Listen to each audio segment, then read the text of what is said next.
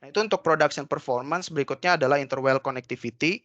Nah, interwell connectivity ini bisa kita lakukan di 3D simulation.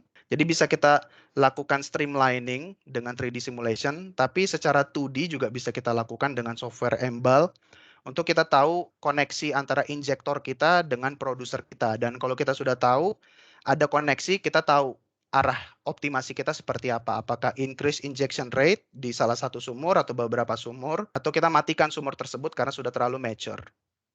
Nah, ini ada sedikit rekomendasi gitu ya. Kalau lapangan kita model size-nya terlalu besar dan sangat-sangat heterogen, itu kemungkinan finite difference method, reservoir simulation biasa gitu ya, as we know it, itu akan sangat sulit untuk matching.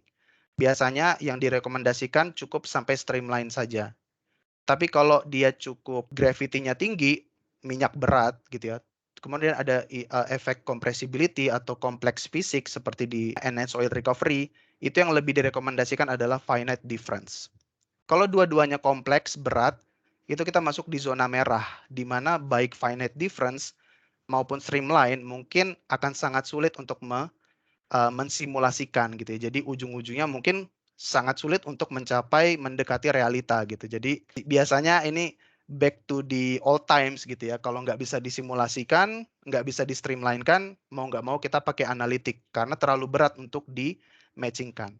Tapi kalau cukup simple, size-nya nggak terlalu besar, relatively homogen gitu ya, dan tidak terlalu kompleks fisiknya, itu bisa kita lakukan dua-duanya seperti itu.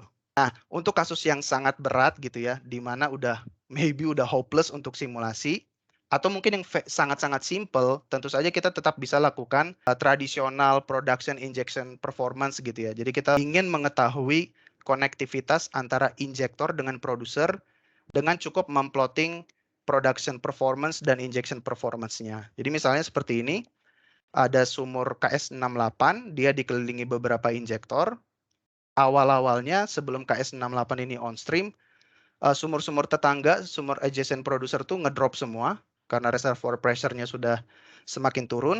Tapi dengan on stream 68 dapat kita lihat sumur-sumur adjacent producer ini meningkat performanya gitu ya. Pertama stabilize dan makin lama bisa kita optimasi dengan flow rate yang lebih tinggi.